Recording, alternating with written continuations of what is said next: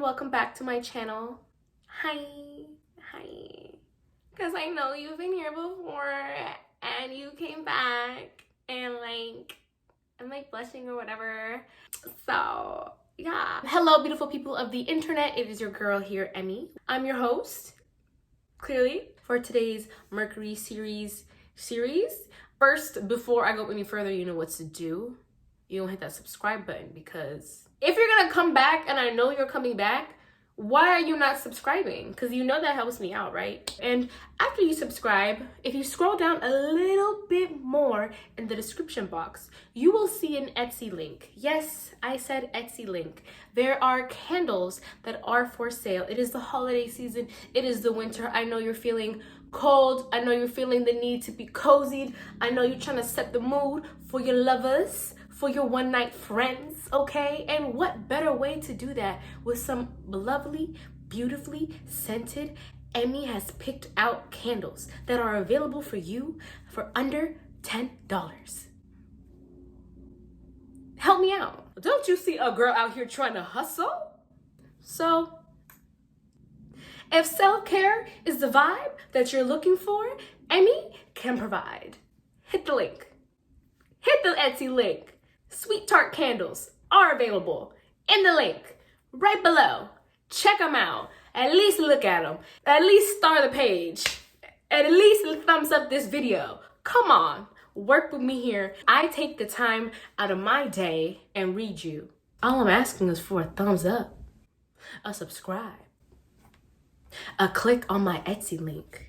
Okay, now that I got that out the way, the Mercury series. Mercury, if you don't know what Mercury represents, Mercury is the planet of thought, communication. She is always in retrograde. I'm sure you've heard of a Mercury retrograde by now, but Mercury, she rules Virgo and Gemini, okay? Both very thought-oriented and mental stimulating, requiring signs. So Mercury is the planet of communication. It rules the mind. It's how you internalize things, how you think, the way you talk, how you learn. So if you're trying to understand how a person thinks and how to communicate with them, then you want to take a look at their Mercury sign. Just a refresher, the sun is your ego. Your moon is your emotional state, how you feel, how you find comfort. Your rising sign is how you are perceived, how you come off, and the way you look. Your Venus sign is how you love. Mars is how you go about things, your action, your drive. Mercury is how you think. Okay, now that we got that out of the way, let's move into the next sign. A Virgo Mercury. Mercury rules Virgo, which means that it's exalted here. Mercury likes to be in Virgo. Somebody with a Virgo Mars would be very productive. This is someone who's naturally a perfectionist and naturally very detail oriented. This person just thinks in a very detailed way. Mercury is a planet of thought and logic. It's also an earth sign, so there's somebody that's very logical. So yeah, you're very productive, you're very detail oriented, you're a perfectionist. So even with like your clothes, for example, like you could be very detail oriented in the sense where the gold buttons, so gold jewelry, you know, like very particular about color schemes. To-do lists, you probably feel the most productive when you have a to-do list or are following a to-do list. You probably like to, you know, just like plan your day. You just enjoy being organized. Depending on the rest of your chart, you might be somebody who's not very organized, but when you are organized, you might notice that like your day runs a lot smoother.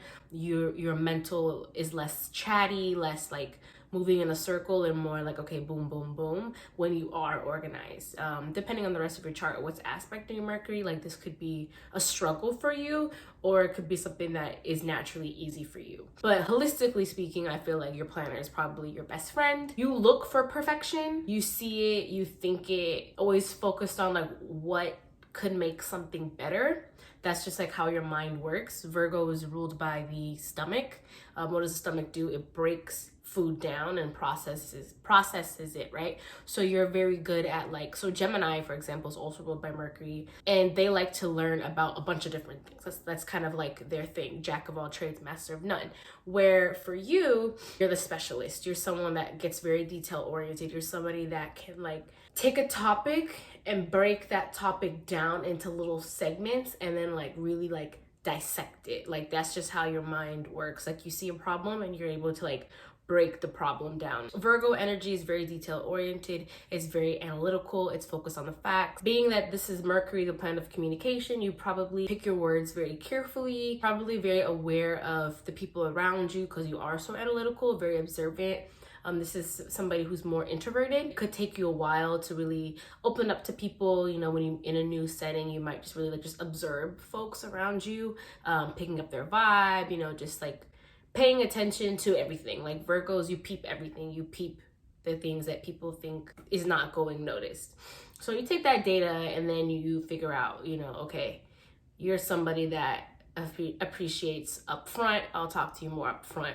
You're somebody that can't handle blunt truth, so I have to figure out a way to like talk to you in a way that won't like hurt your feelings, kind of like in a water sign way where it's like intuitive, but it's not like an emotional intuitive. It's just like very practical because it's like you're looking at the facts of the person.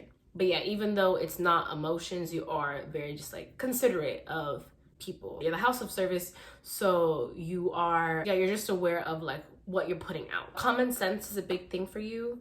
You feel like people probably lack common sense, so that's probably something that you really look for in people. It's just like people who, I don't know, just have common sense. I feel like you just like can get irritated by people easily because it's just like, why do people not think the way you do? Because it's like things should be perfect, things should be detail oriented, but like that's not how everyone's mind works. You know, everybody has something different that they offer. Your ability to just pay attention to the details and be analytical is one of the things that like you just know what belongs and what doesn't belong. So that's something that like you just have an eye for that. And that's one of the things that makes you so unique.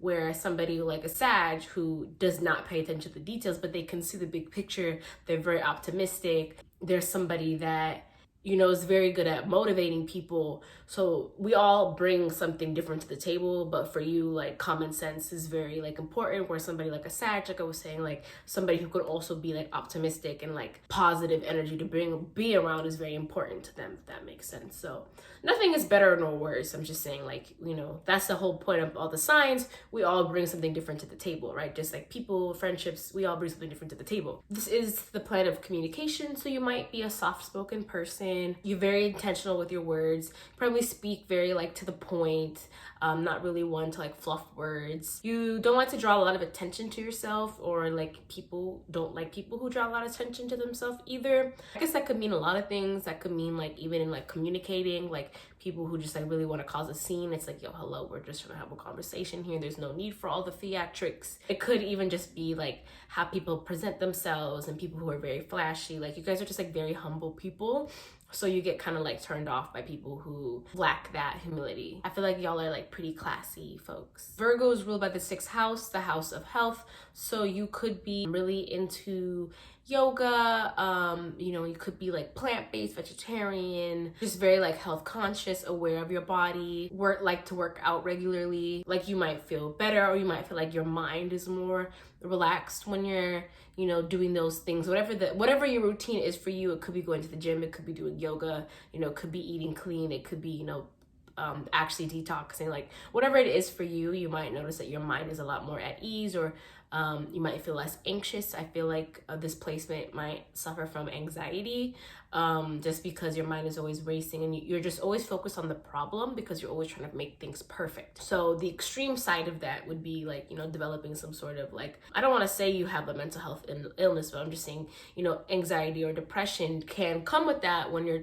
constantly trying to make things perfect. We all know that Virgo is associated with being highly analytical and sometimes like nitpicky and kind of like critical on other people, because you're always focused on the flaws and like making things perfect. You're not afraid to tell someone like, oh, you know what, that dress does look bad on you, or oh, like why would you cut your hair, look better when it was longer. Like you're not afraid to make those comments, and it's very innocent. It's not that you mean it in that way, even though you kind of do, but it can be received or perceived in a like what the fuck kind of way. So yeah, you might criticize people and not even know it or notice it. You're just a fixer. Like I said, you're ruled by the stomach breaks things down. So you're also breaking down what doesn't belong. You're also breaking down like, hey, like this is the one thing that doesn't look right on you. And like because you're so detail oriented and like analytical and critical, That's just the way your mind works. That does not mean other people want to hear that, like kind of like what I was saying earlier. So yeah, you might have noticed in the past that you've probably offended people and didn't mean it like that, but that's just, you're a fixer. That's just where your mind goes. You know, you just get fixated on flaws. You're very focused on doing things the right way,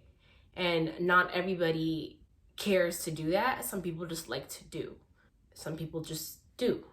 You want to do things the right way. You might have even noticed that in, like, I don't know, you might have noticed that in the past, but just being mindful of that. Like, some people, like, who's a doer and who wants to do things right, you know? Who just wants to do. I'm someone that just wants to do, and I see how people who want to do things right in my life can get irritated, but it's just like, this is just who I am, you know. I will meet you in the middle, but you have to meet other people in the middle as well, if that makes sense. So like I said, nitpicky on the people, and I was talking about the mental health thing. I feel like y'all, the hardest on yourself. Like, you are so focused on fixing flaws that if you don't have a solid mental health, like if you're not in a good place with your mental health, like this could lead to depression. This could lead to anxiety, because you're just always focused. I think you just have like a natural like worry, like you're just a natural worrier because you're thinking about flaws. So you're always in your head. This can make you very hard on yourself. Like, imagine if you have like body dysmorphia, you know, you're gonna look in the mirror every time and be like, wow, like look at this flaw that I have, you know, instead of just embracing you as a being and just loving yourself unconditionally. I have a Virgo rising. I know this very well, very, very well. It can be very dangerous, you know, having that body dysmorphia or even anxiety, because it can create self-sabotage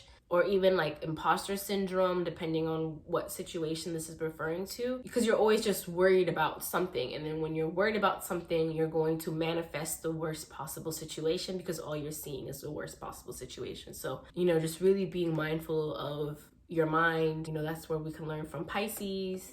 Your opposite, Pisces, is very just going with the flow and just very free-spirited, and it's always seeing the positive in a situation. So get you a Pisces in your life or Sag. But yeah, I think that's kind of everything I have to say. I guess I want to end it on, you know, just like see your own greatness.